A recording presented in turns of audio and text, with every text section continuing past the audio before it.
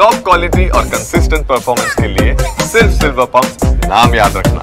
ಪಶ್ಚಿಮ ಘಟ್ಟ ಭಾಗದಲ್ಲಿ ಸುರಿತಾ ಇರುವಂತಹ ಮಳೆಯಿಂದಾಗಿ ಇದೀಗ ಘಟಪ್ರಭಾ ನದಿ ಅಪಾಯದ ಮಟ್ಟ ಮೀರಿ ಹರಿತಾ ಇರುವಂತದ್ದು. ಅದರ ಜೊತೆಗೆ ಇದೀಗ ಗೋಕಾಕ್ ಫಾಲ್ಸ್ಗೂ ಕೂಡ ಜೀವ ಕಳೆ ಬಂದಿರುವಂತದ್ದು. ನಾನು ಕೂಡ ಆ ಗೋಕಾಕ್ ಫಾಲ್ಸ್ನ ಮೇಲ್ಭಾಗದಲ್ಲಿ ಇದ್ದೇನೆ. ಸದ್ಯ ಯಾವ ರೀತಿಯಾಗಿ ಇಲ್ಲಿ ಫಾಲ್ಸ್ನ ರುದ್ರ ರಮಣೀಯ ದೃಶ್ಯ ಇದೆ ಅನ್ನುವಂಥದ್ದನ್ನ ತೋರಿಸ್ತಾ ಹೋಗ್ತೇನೆ. ಸದ್ಯ ಈಗ 180 ಅಡಿಗಳ ಮೇಲ್ಭಾಗದಿಂದ ಕೆಳಭಾಗಕ್ಕೆ ಈ ಒಂದು ಫಾಲ್ಸ್ ನೀರು ಧುಮ್ಮಿಕ್ಕುವಂತಹದ್ದು ನಿಜಕ್ಕೂ ರೋಮಾಂಚನಕಾರಿಯಾಗಿರುವಂಥದ್ದು. ಹಾಲ್ನೊರೆಯಂತೆ ಯಾವ ರೀತಿಯಾಗಿ ಇಲ್ಲಿ ಕೆಳಭಾಗದಲ್ಲಿ ನೀರು ಬಿದ್ದು ಮೇಲೆ ಏಳ್ತಾ ಇದೆ ಅನ್ನುವಂಥದ್ದನ್ನು ಕೂಡ ನೀವೀಗ ದೃಶ್ಯಾವಳಿಗಳಲ್ಲಿ ಗಮನಿಸಬಹುದಾಗಿದ್ದು.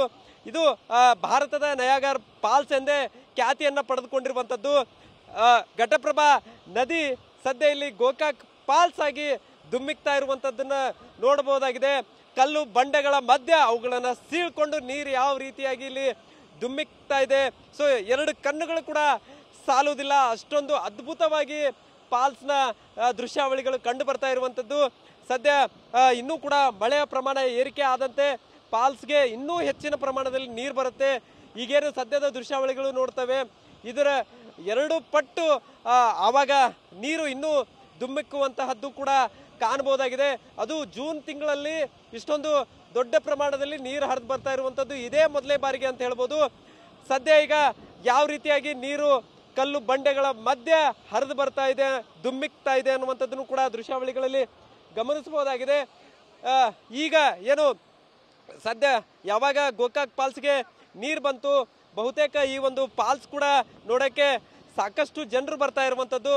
ಪ್ರವಾಸಿಗರು ಈ ಒಂದು ಫಾಲ್ಸನ್ನು ಕಣ್ತುಂಬಿಕೊಳ್ಳೋಕ್ಕೆ ನಿತ್ಯವೂ ಕೂಡ ಹರಿದು ಬರ್ತಾ ಇರುವಂಥದ್ದು. ಬರೀ ಗೋಕಾಕ್ ಅಷ್ಟೇ ಅಲ್ಲ, ದೂರದ ಊರುಗಳಿಂದ ಮಹಾರಾಷ್ಟ್ರ ಸೇರಿದಂತೆ ಬೇರೆ ಬೇರೆ ಕಡೆಗಳಿಂದಲೂ ಕೂಡ ಬಂದು ಇಲ್ಲಿ ಆ ಒಂದು ಫಾಲ್ಸನ್ನು ಕಣ್ತುಂಬಿಕೊಳ್ತಾ ಇರುವಂಥದ್ದನ್ನು ಕೂಡ ನೋಡ್ಬೋದಾಗಿದೆ. ಮಹಿಳೆಯರಾಗಿರ್ಬೋದು, ಮಕ್ಕಳಾಗಿರ್ಬೋದು, ಎಲ್ಲರೂ ಕೂಡ ಬಂದು ಫೋಟೋಗಳನ್ನು ಕ್ಲಿಕ್ಕಿಸುವುದರ ಜೊತೆಗೆ ಆ ಒಂದು ಸೆಲ್ಫಿಯನ್ನು ತೆಗೆದುಕೊಂಡು ಇಲ್ಲಿ ಎಂಜಾಯ್ ಮಾಡ್ತಾ ಇರುವಂಥದ್ದನ್ನು ಕೂಡ ಕಾಣಬಹುದಾಗಿದೆ.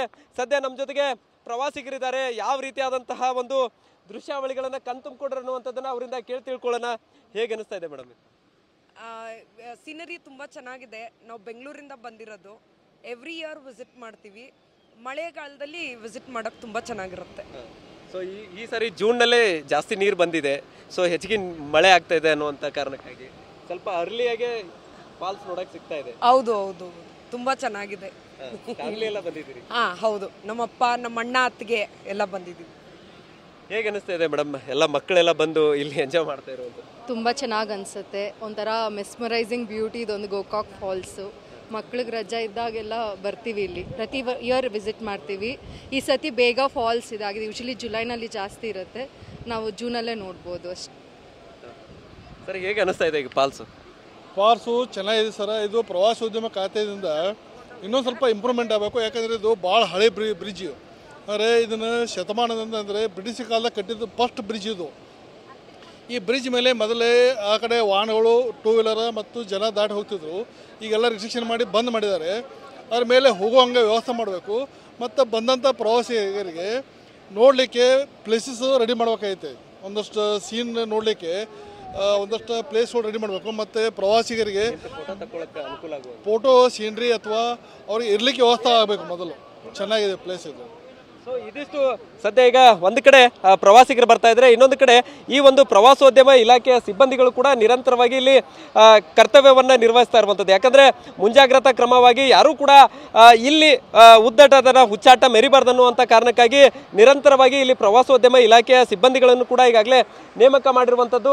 ಒಟ್ಟಾರೆ ಗೋಕಾಕ್ ಫಾಲ್ಸ್ಗೆ ಇದೀಗ ಜೀವ ಕಳೆ ಬಂದಿರುವಂಥದ್ದು. ಗೋಕಾಕ್ ಫಾಲ್ಸನ್ನು ಕಣ್ತುಂಬಿಕೊಳ್ಳೋಕ್ಕೆ ನಿತ್ಯವೂ ಕೂಡ ಸಾವಿರಾರು ಜನ ಬರ್ತಾ ಇರುವಂಥದ್ದು. ಆ ಫಾಲ್ಸ್ನ ಮುಂಭಾಗದಲ್ಲಿ ನಿಂತ್ಕೊಂಡು ನಿಜಕ್ಕೂ ಫೋಟೋಗಳನ್ನು ಕ್ಲಿಕ್ಕಿಸ್ಕೊಂಡು ಎಂಜಾಯ್ ಕೂಡ ಮಾಡ್ತಾ ಇರುವಂಥದ್ದು. ಕ್ಯಾಮ್ರಾಮನ್ ಪ್ರವೀಣ್ ಜೊತೆ ಸಹದೇವ್ ಮಾನೆ, TV9 ಬೆಳಗಾವಿ.